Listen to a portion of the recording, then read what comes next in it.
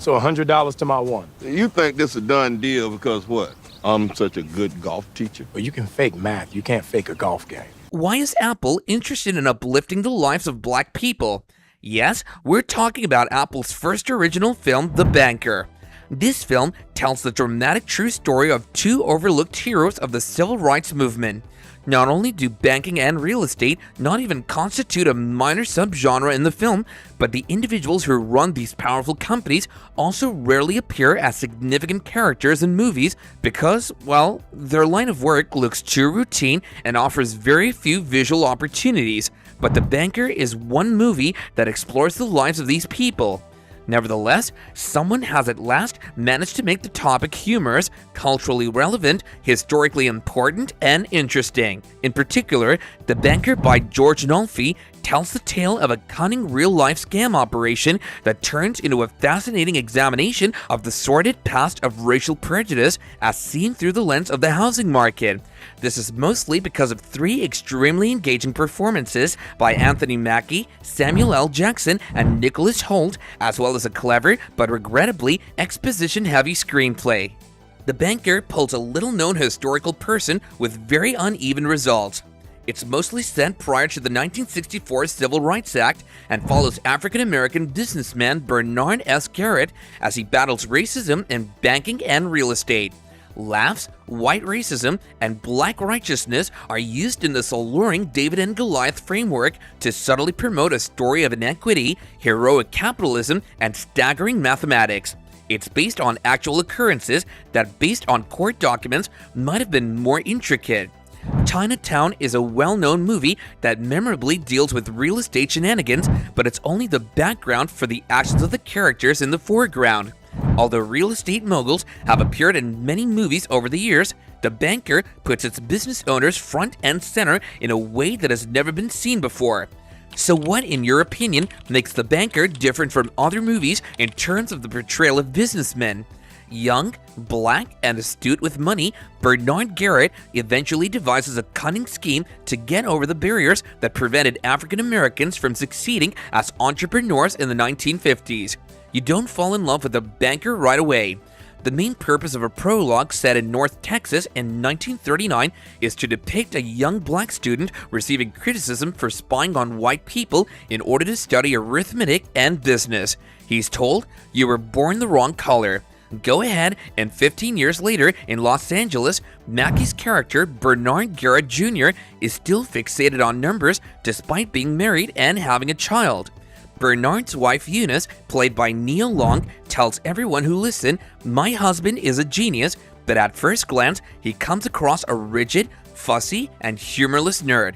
Bernard is undoubtedly nothing more than a stick of wood in comparison to the man he will shortly embark on an exciting new real estate enterprise with. Bernard meets Joe Morris, played by Samuel L. Jackson, an extrovert who loves life and owns 17 commercial buildings. He's as loose and hilarious as Bernard is stiff and serious. The Plantation Club was once a genuine location at 108th and Central. Bernard is told he's a damn degenerate, but Joe admires the younger man's drive and determination. Joe says, "I like seeing black men succeed," and they finally start working together. As the movie proceeds, you can note that every historical detail, no matter how minor, about where black people might reside, whether to buy or rent, and common people's sentiments are both intriguing and horrifying. From a racial standpoint, LA might not have been Texas, but segregation persisted. The plot of the movie shows an America that existed and many of us have forgotten.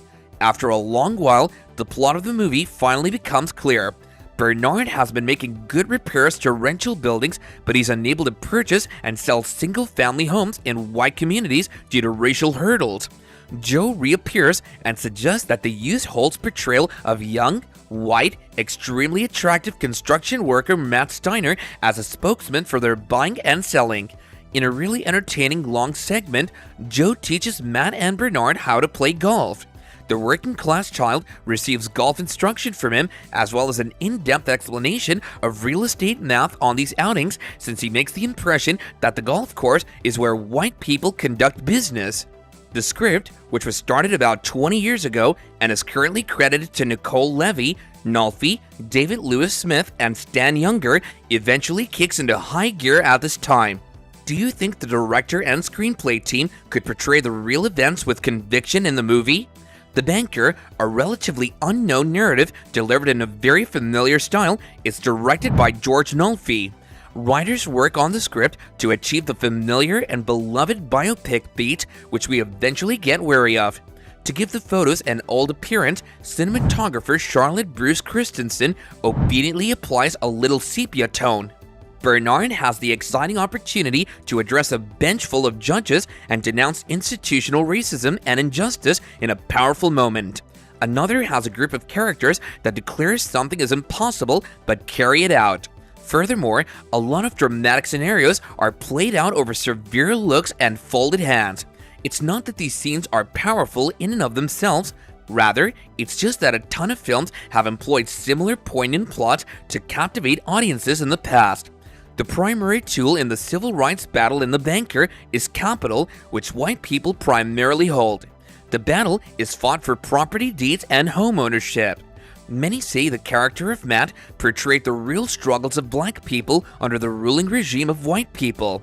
Do you agree?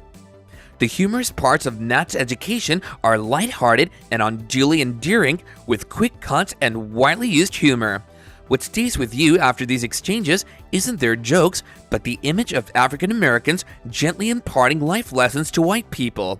The transformation is drawn out, and it takes too long for Matt to make the transition from body to competency to fairway turf flying, but it also effectively conveys the performative nature of race. Matt is being taught more than just how to play, dress, and eat by Bernard, Joe, and Eunice. In addition, they're touchingly outlining how to deal with white power, which is something they've had to do their entire lives. As the story returns to Texas, the deceit persists and the transactions get greater and hazier. This lesson remains relevant. Bernard's character remains unchanged despite the growing complexity and his confrontation with authority. He continues to be more of a charming concept for a character, a mystery that the movie never quite works out. This may help explain why Nolfi returns to Matt far too frequently when he marries, settles down, pursues his own goals, and ultimately contributes to the story's eventual fuzziness and weakening of its message. The Banker, a movie about a black man's problems in America, spends a disproportionate amount of time putting on a phony white front. Do you think The Banker could have portrayed the real estate and business community in a much better way? Do share your thoughts on this in the comments down below. For more interesting stories and updates like these, subscribe to our channel and don't forget to press that bell icon for notifications. Bye for now.